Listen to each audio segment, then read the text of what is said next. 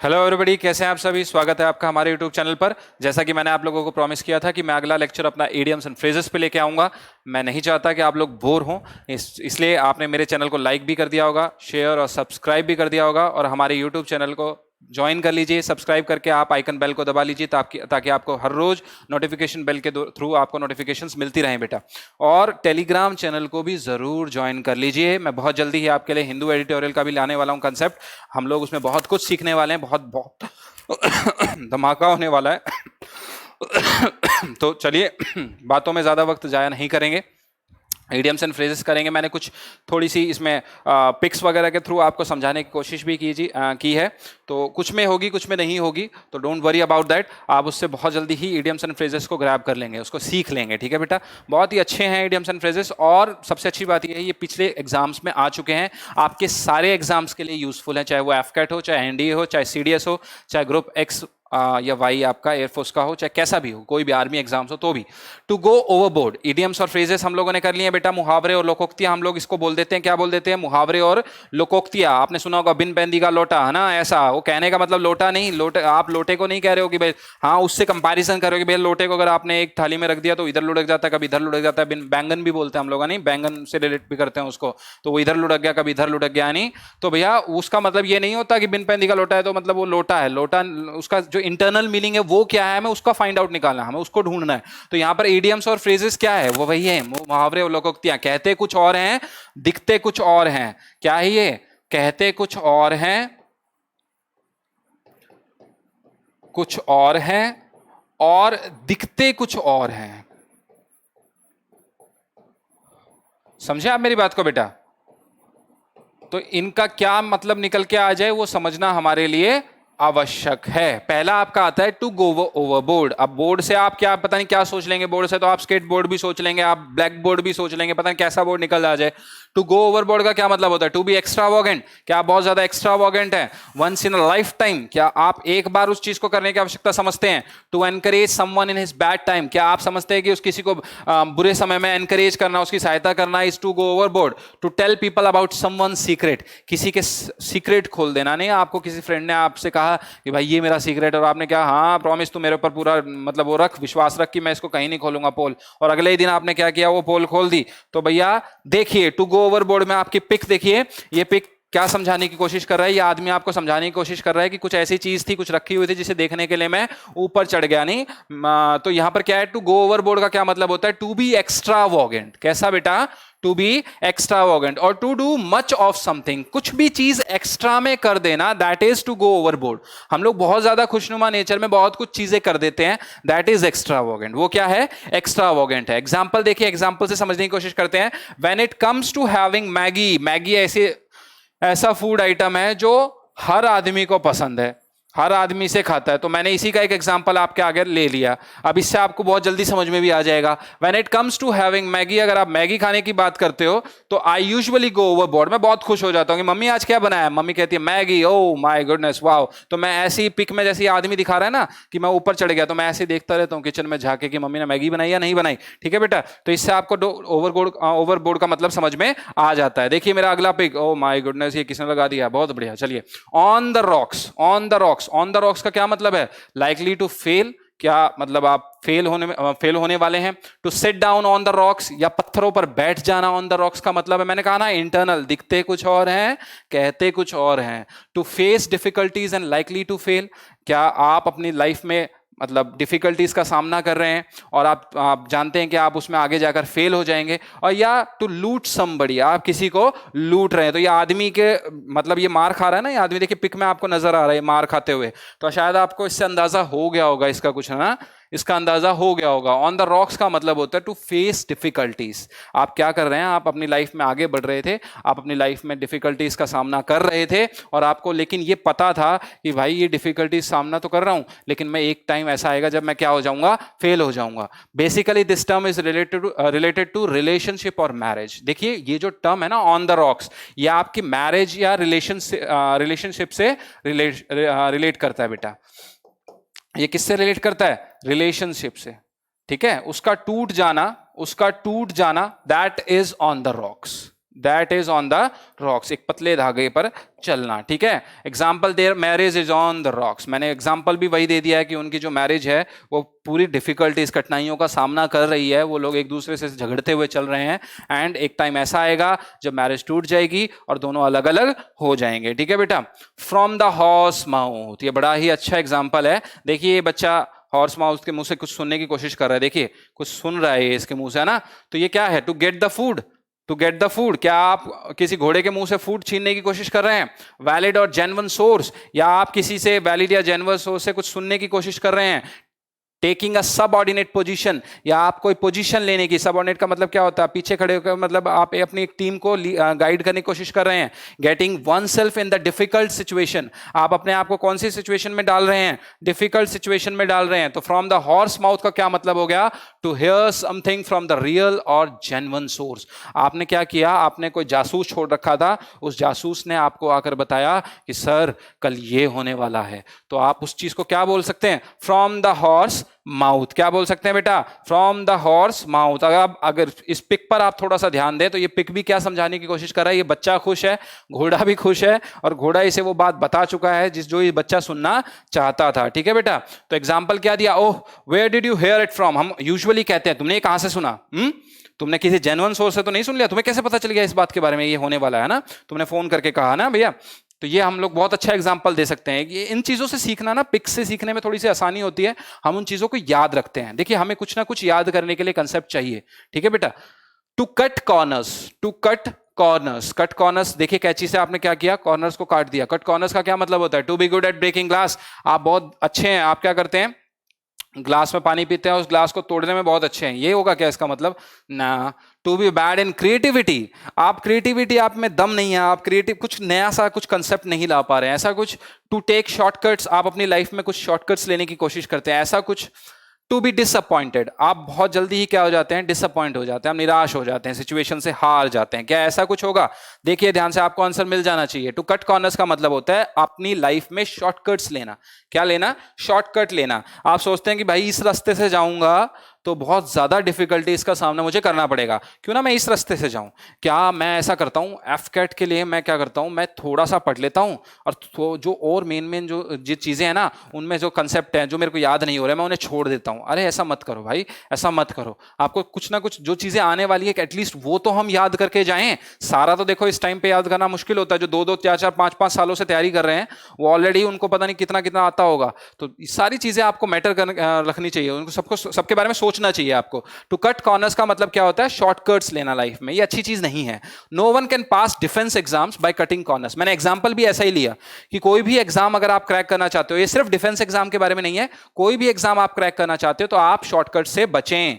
आप कैसा करें बेटा? शॉर्टकट से बचें। देखिए एक हाथ में आपने नमक ले लिया है और ये आदमी क्या कर रहा है? चुटकी भर नमक ले रहा है। तो इसी से रिलेटेड आपका नेक्स्ट इडियम्स है, क्या है ये? Take something with a pinch of salt. आप क्या करते हैं? थोड़ा सा हाथ में सॉल्ट लेते हैं, उसको फिर पिंच ऑफ, पिंच का मतलब होता है ऐसे छोटी सी उंगलियों के बीच में, ठीक है बेटा। Believing something with a doubt, आप क्या करते हैं? किसी चीज पर भरोसा करते हैं लेकिन आपको बहुत शंका होती है कि ये चीज होगी या नहीं होगी। To keep people at distance, आप क्या करते हैं? किसी भी आदमी को अपने नजदीक आने नहीं देते। To interfere in someone's personal life, ये बड़ी कॉमन सी प्रॉब्लम है, ये सभी के साथ है। अपनी चाहे लाइफ कैसी भी चल रही हो लेकिन दूसरों की लाइफ में जरूर टांग अड़ाना, ठीक है, ये मतलब हमारी सबसे बड़ी प्रॉब्लम है। To interfere in someone's personal life, हम किसी की पर्सनल लाइफ में झांकने की कोशिश करते हैं, इंटरफेयर करते हैं। टू लूज इंटरेस्ट, हम किसी चीज में अपना इंटरेस्ट खो दें, तो क्या होगा इसका मतलब? Take something with a pinch of salt का मतलब होता है to listen to a story with considerable doubt. आप किसी भी चीज को सुन रहे हो, आपने सारी चीजों को एज अ रियल नहीं लिया, आपने सारी चीजों को एज अ रियल नहीं लिया। मैंने आपको अली बाबा 40 चोर की कहानी सुनाई, लेकिन आपको पता है कि भैया ऐसा नहीं है, अली कोई ऐसा थोड़ी ना होता था, तो आपको कुछ ना कुछ डाउट है। चाहे वो मैं आपको भाई रात में सुनाने के लिए स्टोरी सुना रहा हूं, लेकिन आप बच्चे को डाउट हो जाता है कि ये पापा फेंक रहे हैं, तो है ना, ये बात कुछ ऐसी हजम नहीं हो रही, तो डाउट क्रिएट होता है। That is pinch of salt, that acts like a pinch of salt. You must take anything she says with a pinch of salt. तुम एक काम करो, ये एग्जाम्पल है, ये कोई दो बंदे आपस में बात कर रहे हैं, एक बंदा कहता है जो भी वो तुमसे बात कहे ना, उसे as a pinch of salt, यानी एक नमक के छोटे से हिस्से के बराबर समझो। She doesn't always tell the truth. तुम्हें पता है वो कभी भी सच नहीं बोलती, वो हमेशा कुछ ना कुछ बनाकर बोलती है। तो इससे आपको इसका आइडिया हो जाएगा। आप देखिए, every dog has its day, ये मेरा फेवरेट है भैया। Every dog has its day, हर कुत्ते का दिन आता है ना। एवरीवन इज अ फेलुअर, क्या हर बंदा फेलुअर होता है?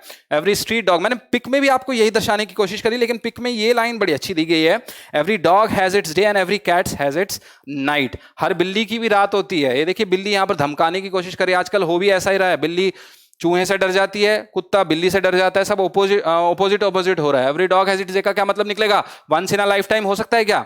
Everyone gets a chance eventually. मैं जानता हूं आप इसका मतलब जल्दी ही समझ गए होंगे। Every dog has its day का मतलब होता है everyone gets his chance eventually. आपको अपनी जिंदगी में मौके मिलते हैं, एक ना एक ऐसा मौका जरूर आएगा जहां पर आप अपने आप को प्रूव कर सकते हो। अगर आपने वो मौका गवाया तो ऐसा नहीं है कि वो फिर कभी नहीं आने वाला, वो लौट कर आएगा, लेकिन it will take some time, वो कुछ ना कुछ समय लेगा। तो आप एग्जांपल देखिए, he will get that promotion one day. ये ऑफिस में कोई बंदा काम कर रहा था, तो दो बंदे और उसके बारे में बात कर रहे थे। वो कहता है कि भैया वो कभी ना कभी प्रमोशन बहुत जल्दी ले लेगा। क्यों ले लेगा? क्योंकि हर कुत्ते का एक दिन आता है, और हर कुत्ते का कोई ना कोई दिन ऐसा आएगा जहां वो अपने आप को क्या कर सकेगा?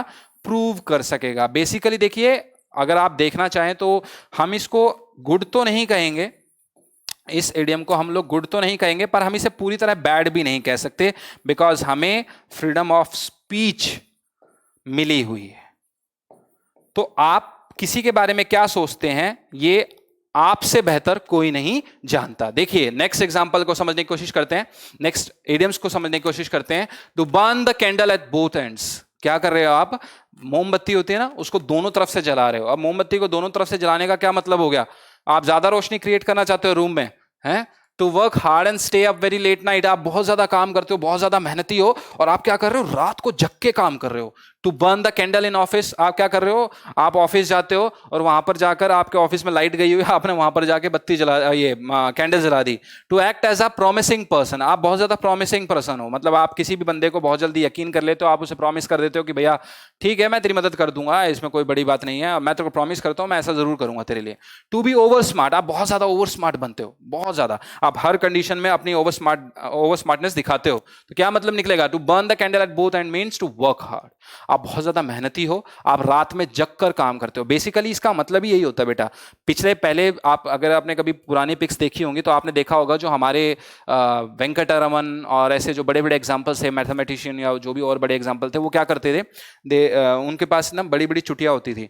तो वो क्या करते थे, जब भी वो पढ़ने बैठते थे तो वो अपनी चुटिया को पीछे उससे लगा लेते थे, जो कील होती है ना, नील वहां पर वो दीवार में लगा देते थे और उससे बांध देते थे। जब उनको नींद आती थी तो वो जब नींद से वो ऐसे झपके लेते थे तो वो खिंचता था। उसकी वजह से वो बाल जब खिंचेंगे तो क्या होगा? आपका जो ध्यान होगा वो वापस आपकी पढ़ाई में आ जाएगा, आप नींद से जाग उठेंगे। तो वो अपने आप को सोने नहीं देते थे। वो ऐसा क्यों करते थे? Because they were very hard working. वो बहुत मेहनती थे, वो बहुत ज्यादा मेहनत करते थे। ठीक है बेटा। To burn the candle at both ends का क्या मतलब हो गया? To work hard. एग्जाम्पल क्या है?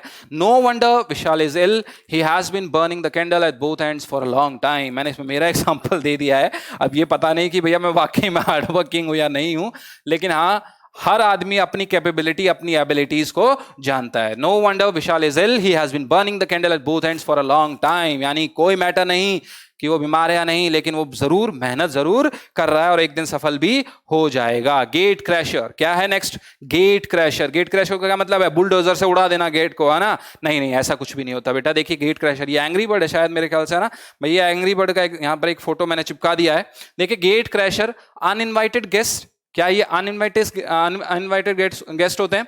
चिल्ड्रन होते हैं, बच्चे होते हैं। गिगल, हंसना। सरकेजम होता है। ऐसा क्या क्या होगा इसका? देखिए ध्यान से, गेट क्रैशर का मतलब होता है one who attends an event without being invited और अनइनवाइटेड गेस्ट। हम क्या करते हैं? बेगानी शादी में दूल्हा दीवाना, है ना? ये एग्जांपल बड़ा अच्छा मैंने आपको दिया है भाई। किसी की भी शादी, ये हॉस्टल बॉयज बहुत ज्यादा करते हैं। ये हॉस्टल बॉयज जो होते हैं ना, बहुत ज्यादा करते हैं। वो क्या करते हैं? अपने डे टू डे काम में से थोड़ा सा, मतलब पूरे दिन में से थोड़ा सा समय निकाल लेते हैं, अगर कहीं शादियों का सीजन चल रहा हो। और वो तो भैया, उनको तो घर का बना हुआ खाना खाना ही होता है। किसी दिन अगर फ्री खाने का मन हो जाए तो भाई वहां सामने कोई शादी चल रही होगी, उसी में घुस जाएंगे अपने, हाँ, उसी में खा लेंगे अपने। अब वो चाहे वहां पर पता नहीं क्या लगाओ क्या नहीं क्या लगाओ, है ना। गेट क्रैशर का क्या मतलब हो गया, जो आपको वहां पर कोई आपको मतलब इवेंट है आपके वहां पर, और आपको वहां इनवाइट भी नहीं किया गया, फिर भी आप वहां घुस जाते हो खाने के लिए। Example, some gate crasher arrived in the party given by Mohit. Mohit ने कोई पार्टी दी और उसमें कुछ गेट क्रैशर्स आ गए, यानी अनइनवाइटेड गेस्ट आ गए। ठीक है बेटा। अ ब्लेसिंग इन डिस्गाइज, ये बड़ा अच्छा है, ये बहुत बार, ये ना मतलब आप स्कूल लेवल पे भी देखेंगे इस इडियम को, और आप आगे जाकर भी इस इडियम को देखेंगे। समथिंग कॉमन, क्या हो सकता है, समथिंग कॉमन हो सकता है। That can not be achieved, या ऐसा कुछ हो सकता है जिसको अचीव नहीं किया जा सकता। वन हु पोजेस इविल, ऐसा कुछ जो शैतानी से भरा हो, शैतानियों से भरा हो। A good thing that seems bad at first, ऐसी अच्छी चीजें जो शुरुआत में कैसी नजर आ रही थी, बुरी नजर आ रही थी, लेकिन अंत होते होते यानी समय आते आते वो अच्छी होती चली गई। तो देखिए मैंने एक अच्छा एग्जांपल आपको दिया, ये आदमी है काफी ज्यादा प्रॉब्लम में आपको नजर आ रहा होगा, इसके आजू बाजू ये आपको मुसीबतों का ढेर नजर आ रहा है, थोड़ी सी पिक का आपको क्लियर नजर आ रही होगी। तो इसने क्या सोचा, इसने जब अपने ऑफिस से इस्तीफा दिया, इसने सोचा कि भाई मैंने अब शायद आगे आने वाले जीवन में काफी मुसीबतों का सामना करना पड़ेगा। लेकिन क्या हुआ, सडनली इसके जीवन ने एक और मतलब एक छलांग लगाई और ये अपने अच्छे मोड पर आ गया। अ ब्लेसिंग इन डिस्गाइज का मतलब होता है good thing that seems bad at first, ऐसी कोई चीज जो आप सोच रहे थे कि वो बहुत बुरी है, लेकिन आपको बाद में पता चला कि वो तो अच्छी थी। Example, losing that job seems a blessing in disguise for मिथुन।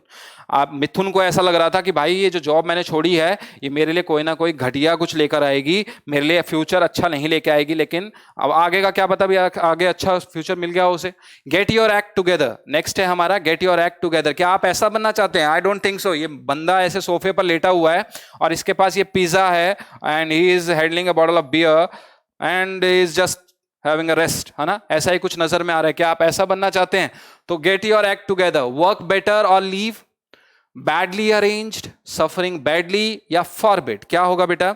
चलिए इसमें देखते हैं हम आंसर को। गेट योर एक्ट टुगेदर का मतलब होता है वर्किंग बेटर और लीव। आप काम अच्छा अगर कर सकते हैं तो करिए, और अगर नहीं कर सकते तो भाई चले जाइए।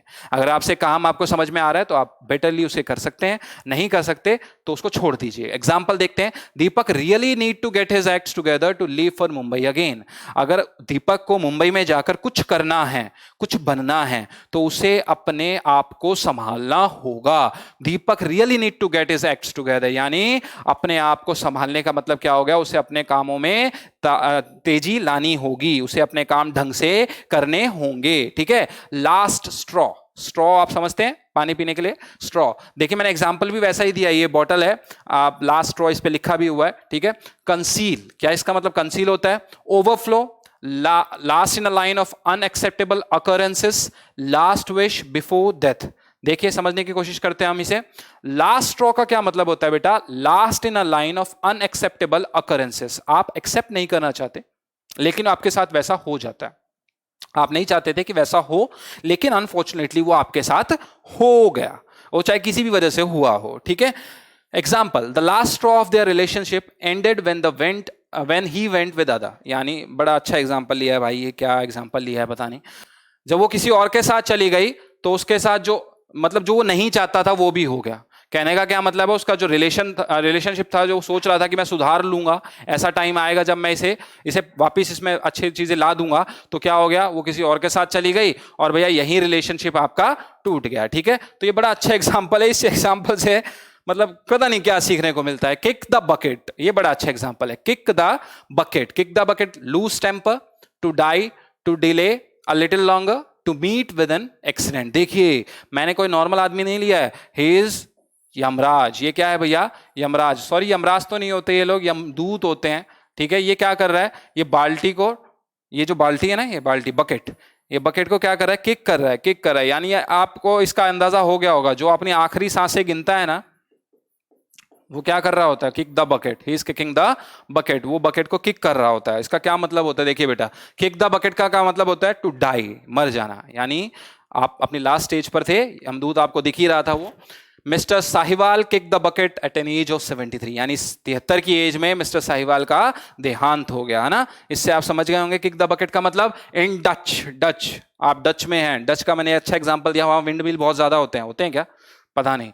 विंड मिल बहुत ज्यादा होते हैं, ऐसे उठा लिया मैंने। In love, in good terms, in awe, in trouble. आप क्या समझते हैं क्या हो सकता है? आप प्यार में हैं, या आप किसी के साथ अच्छे टर्म्स रखते हैं, आपके किसी के साथ बहुत अच्छे रिश्ते हैं, आप बहुत ज्यादा घबराते हैं, या आप बहुत ज्यादा चिंता में हैं, या आप बहुत ज्यादा डेंजरस सिचुएशन में फंसे हुए हैं, ट्रबल में हैं। In Dutch means to be in disfavour और इन ट्रबल। आप बहुत ज्यादा चिंताओं से घिरे हुए हैं, आप बहुत ज्यादा ट्रबल में, आप मुसीबतों में हैं, है ना बेटा, उसको बोलते हैं। एग्जाम्पल देखिए मैंने बड़ा अच्छा लिया, इससे आप अच्छे से समझ जाएंगे।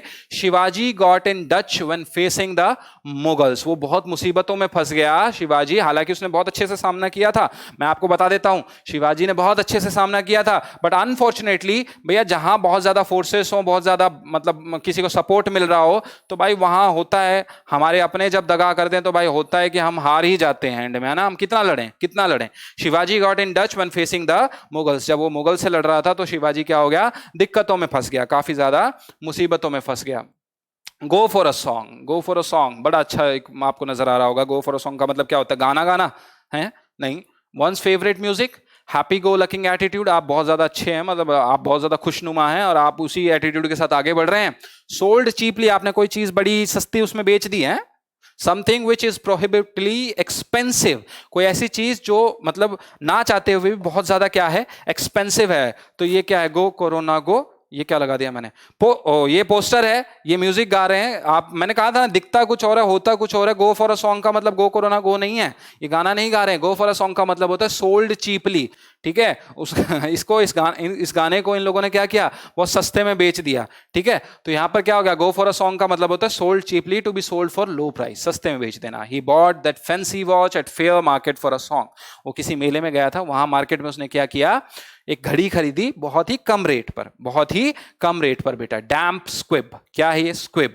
इसको आप स्क्विब नहीं, इसको आप कई बच्चे इसको बहुत ज्यादा जब हम लोग प्रोनाउंशिएट करते हैं तो हम इसे स्क्विब कहते हैं। स्क्विब इसको कहना है आपको, डैम्प स्क्विब। आप वीडियो को रोककर आप प्रोनाउंशिएशन देख सकते हैं बेटा। Complete failure, complete knowledge, to motivate या टू स्क्वांडर मनी, ठीक है। आपको देखते ही इसका आंसर पता चल गया होगा, ये आपने कई बार सुना भी होगा अगर आपने प्रीवियसली जो पेपर है आपने सॉल्व कर रखे हो तो। डैम्प स्क्विब का मतलब होता है समथिंग और someone which does not meet expectations और अ कंप्लीट फेलुअर। आप अपनी इच्छा अनुरूप नहीं उतर पाए, आप अपनी लाइफ में फेल हो गए, आपकी जो एक्सपेक्टेशंस थी आप उसे पूरा नहीं कर पाए, दैट इज डैम्प स्क्विब। वो क्या होता है? Damp squib. The movie of Aamir Khan was a damp squib. Aamir Khan ने कहा भाई मैं साल में एक ही मूवी करूंगा, मैं साल में क्या करूंगा? एक ही मूवी करूंगा। लेकिन अनफॉर्चुनेटली अब क्या हो रहा है? वो एक मूवी भी उसकी क्या हो जा रही है? फेल हो जा रही है। पहले ही भैया जान एक मूवी कर रहे हैं और ऊपर से वो भी फेल। वो कैसी? फेल, ठीक है बेटा। To have a finger in, भैया इसको सीरियस मत लेना भाई, ये एग्जाम्पल को अगर आप सीरियस लेके बैठ जाओ तो आमिर खान किसी का भी फेवरेट हो सकता है भाई। To have a finger in every pie, to have a finger in every pie. मैंने एक एग्जांपल दिया था ना अभी पीछे, आप पर्सनल रिलेशन में किसी के मतलब उंगली करते हो, दैट इज, ये कुछ उसी से मिलता जुलता है। To leave every job unfinished, आप क्या करते हो? कोई भी काम करते हो उसे पूरा नहीं करते हो, उसे उसके चरम सीमा तक नहीं पहुंचाते हो, आप उससे पहले उसको हट जाते हो। टू मेक अ डिसीजन, आप क्या करते हो? कोई डिसीजन लेना चाहते हो। To be involve in a large and varied numbers of activities और एंटरप्राइजेस, आप किसी भी एक्टिविटी में बहुत ज्यादा इन्वॉल्व हो रहे हो, बहुत ज्यादा उस एक्टिविटी को महसूस कर पा रहे हो, बहुत ज्यादा नंबर में उसको करने की कोशिश कर रहे हो, या एग्रेसिव, बहुत ज्यादा गुस्से में हो, आप बहुत जल्दी ही बहुत गुस्से में आ जाते हो। तो देखिए, to have a finger in every pie means to be involve in every activity and to have an interest in everything. आपको हर चीज चाहिए, आप हर जगह पर इंटरेस्ट शो करते हैं, मैं ये भी, मैं वो भी, मैं यहां भी हाथ मारूं, मैं वहां भी हाथ मारूं, मतलब हर चीज करना, मैं हर चीज कर सकता हूं, ऐसा एटीट्यूड, ठीक है। That is to have a finger in every pie, ठीक है। एग्जाम्पल क्या ले सकते हैं हम? Mishra tries to have a finger in every pie, he seems to know. Mishra ने क्या किया? उसे जितनी भी चीजों के बारे में पता था, भाई मैं ये भी कर सकता हूं, मैं ये भी कर सकता हूं, मैं वो भी कर सकता हूं, मैं नई चीजें लॉन्च कर सकता हूं, मैं नई चीजें बना सकता हूं, उसने सब चीजों में अपना हाथ डाल दिया। That is to have a finger in every pie बेटा, ठीक है। आया समझ में? लाइक कर दीजिएगा आप चैनल को, शेयर कर दीजिएगा बेटा अपने दोस्तों के साथ। Cost an arm and a leg, देखिए कॉस्ट एन आर्म मतलब आपने क्या किया? कोई आप मार्केट में गए, आपने कहा कि भाई मुझे एक हाथ दे दो और एक पैर दे दो, ना ना जी बिल्कुल नहीं। क्या होगा इसका मतलब? तो अगर ये नहीं है तो क्या होगा? मैंने कहा था ना, ये दिखते कुछ और कहते कुछ और। Very cheap, to be defeated, to overcome any grief, very expensive, क्या ये बहुत सस्ते से रिलेटेड है? क्या आप बहुत जल्दी हार जाते हैं, इस चीज से रिलेटेड है? या आप बहुत जल्दी किसी दुख से बाहर आ जाते हैं? टू ओवरकम एनी ग्रीफ का क्या मतलब होता है? दुख से बाहर आ जाना, चाहे वो किसी भी चीज से रिलेटेड हो, ठीक है बेटा, कैसे भी आप बाहर आए हो। वेरी एक्सपेंसिव या बहुत ज्यादा महंगा, ऐसा कुछ हो, तो इसका क्या मतलब निकल के आता है? Cost an arm and a leg means very expensive. इसका मतलब ये होता है कि आप युद्ध लड़, ये जो बेसिकली ये जो यूज होता है, ये किसके लिए यूज होता है बेटा? ये यूज होता है क्या कहते हैं, आर्मी मेंस के लिए, जो लड़ने के लिए जाते हैं, बॉर्डर्स पे जाते हैं, फाइट करते हैं ना। वो जब बम गिर जाता है, या मतलब उनको क्या करना पड़ता है, उनके हाथ वो जख्मी हो जाते हैं, या उनके पैर जख्मी हो जाते हैं ना बेटा, समझ रहे हो आप मेरी बात को? तो उनको नुकसान होता है, इससे चोट से नुकसान होता है। The table which he purchase from the fair cost an arm and a leg to him. देखिए यहाँ मैंने जो एग्जांपल दिया बड़ा ही अच्छा दिया है। वो टेबल जो उसने ली थी वो बहुत ही ज्यादा महंगी थी, बहुत ही ज्यादा एक्सपेंसिव थी, तो वो उसकी वजह से वो बहुत चिंता में आ गया। क्यों चिंता में आ गया? क्योंकि उसने इतनी महंगी चीज अपनी वाइफ के कहने पर खरीद ली। उसने खुद नहीं खरीदना चाहता था वो, भाई पत्नी को पसंद आ गई तो भाई उसको खरीदनी पड़ी, ठीक है। क्या करें भाई, कभी कभी ये भी देखना पड़ता है। प्ले डेविल्स एडवोकेट, क्या करना? प्ले डेविल्स एडवोकेट, बड़ा अच्छा है, और ये मतलब आता भी है, कई जगह आता भी है। टू आर्ग्यू द ऑपोजिट, आप किसी के साथ, सामने वाले के साथ बहस करने लग जाते हैं, उसने कुछ कहा नहीं कि आपने बहस शुरू कर दी। सीइंग अ घोस्ट, आप कोई भूत देख लें, ऐसा कुछ। टू फॉल सिक, आप बीमार हो जाएं। To miss a golden opportunity, आप कोई भी अपॉर्चुनिटी जो आपको मिली हुई है आप उसे मिस कर दें, क्या होगा? प्ले डेविल्स एडवोकेट का मतलब होता है टू आर्ग्यू द ऑपोजिट। आप क्या करते हैं, सामने वाले ने कुछ बात कही नहीं कि पहले ही आपने उसका काट ढूंढ लिया, आपने उसको काट दिया। आपके पास कोई बात थी जिससे आपने उसकी बात वहीं पर रोक दी, उसको टाल दिया, उसके साथ आर्ग्यू करने लगे, उसके साथ झगड़ने लगे, उसके साथ लड़ने लगे। एग्जाम्पल, ऐसी चीजें कौन करता है? बेसिकली ऐसी चीजें कौन करता है? लॉयर करते हैं। दो आपस में जब लॉयर भिड़ते हैं तो वो क्या करते हैं? एक दूसरे का काट ही तो ढूंढते हैं, एक दूसरे की बातों को काटने का सिस्टम ही तो ढूंढते हैं कि भाई हम इसकी बात को कैसे काट सकते हैं। Example, the lawyer was just playing devil's advocate in the case. जो लॉयर था वो हमारे सामने वाले ओपोजिशन के साथ क्या कर रहा था? उसको सपोर्ट कर रहा था। डेविल का क्या मतलब होता है? एविल, एविल पर्सन, ठीक है बेटा। तो डेविल को वो क्या कर रहा था? सपोर्ट कर रहा था, और उसके लिए हमसे आर्ग्यू कर रहा था। जो जो चीजें नॉनसेंस है, जिसका कोई तुक ही नहीं बनता, उन चीजों पर वो हमारे साथ बहस कर रहा था। Like two peas in a pod, peas in a pod, peas का क्या मतलब होता है? मटर के वो देखे हैं क्या आपने? दाने, मटर के दाने, वो उसी को बोलते हैं पीस हम लोग, ठीक है बेटा। To be satisfied with less, आप थोड़े में ही संतुष्ट हो, जितना मुझे मिल गया I am satisfied, I don't want more, okay. Very similar, भाई मिलता जुलता। To think wastefully about past life, आप अपनी पास्ट लाइफ के बारे में, जो आपके साथ बीता हुआ है उसी के बारे में आप सोचते रहते हो सारे दिन। To be obsessed with something, आप किसी चीज से बहुत ज्यादा चिंता में हो, या आप पक चुके हो उस चीज को लेकर, क्या होगा? Like two peas in a pod का मतलब होता है बियरिंग अ क्लोज रिसेम्बलेंस और वेरी सिमिलर, किसी से मिलता जुलता। दो जुड़वा भाई आपस में मिल रहे हैं ना, एक उसमें गमले में दो पीस के दो फ्लावर, ऐसे दोनों एक दूसरे से क्या कर रहे हैं? मैचिंग कर रहे हैं, मिल रहे हैं दोनों, ठीक है बेटा। These two are not even brothers but seems like two peas in a pod. हाँ, ये दोनों भाई तो नहीं है, लेकिन दोनों को देखने से ऐसा लगता है कि जैसे एक ही गमले के दो मटर के दाने हैं, है ना। बड़ा अच्छे कहावत है, ये मटर के दाने वो खाने वाले नहीं है भाई, ये गमले वाले मटर के दाने हैं, ठीक है। लास्ट आपका आज के दिन का है बेस्ट ऑफ बोथ वर्ल्ड्स, ये बड़ा अच्छा ही है, ये भी बहुत ही अच्छा है और काफी बार ये आपको देखने को मिलता है। बेस्ट ऑफ बोथ वर्ल्ड्स का क्या मतलब होता है? दो दुनिया में, दोनों में अच्छा ना जी ना। मैंने कहा था ना, कहते कुछ और करते कुछ और। To win a victory over, किसी के ऊपर जीत हासिल करना। Enjoy different opportunities at a single time, मतलब आप किसी भी मतलब एक समय पर आप बहुत अलग अलग अपॉर्चुनिटीज का सामना करते हो, उसको एंजॉय करते हो। टू बी जज एज एक्सेप्टेबल, आप किसी भी चीज को जज करने में बहुत ज्यादा मतलब माहिर हो, आप उसको जल्दी ही जज कर लेते हो। वरीड फॉर फ्रिवलस थिंग्स, आप छोटी छोटी चीजों के लिए चिंता करते हो, आप में आदत है कि आप छोटी छोटी चीजों के लिए चिंता कर रहे हो। कैसा हो, क्या होगा इसका? बेस्ट ऑफ बोथ वर्ल्ड्स का मतलब होता है situation wherein one can enjoy two different opportunities. एक छोटी सिचुएशन में दो अपॉर्चुनिटीज आपके पास आई हुई हैं और दोनों को ही आप परिपूर्ण तरीके से कर रहे हैं, आप उसको एबली दोनों को हैंडल कर पा रहे हैं इजीली, खुशनुमा नेचर के साथ। तो दैट इज क्या बोलते हैं इसको? Best of both worlds. Example देखिए, she is a working women, वो एक काम करने वाली महिला है, and has a loving and understanding husband, और उसका बहुत ही अच्छा प्यारा पति भी है। She has got the best of both worlds, उसे सारी चीजें मिली हुई है, उसे काम भी मिला हुआ है, उसे घर से खुशी भी मिली हुई है, उसे ऑफिस से खुशी भी मिली हुई है। अच्छी तनख्वाह होगी भाई, तो भैया अच्छी सी तनख्वाह है तो भाई वो खुश भी है, ठीक है, सीधी सी बात है। बेस्ट ऑफ बोथ वर्ल्ड का क्या मतलब हो गया? Situation wherein one can enjoy two different opportunities, ठीक है बेटा। तो मैं आशा करता हूं आपकी आज की क्लास जो है आपको पसंद आई होगी। इसी बात पर आप इसको लाइक कर दीजिए, शेयर करें, सब्सक्राइब करें, और आप हमारे टेलीग्राम चैनल को जरूर ज्वाइन कर लें बेटा। तब तक के लिए जय हिंद,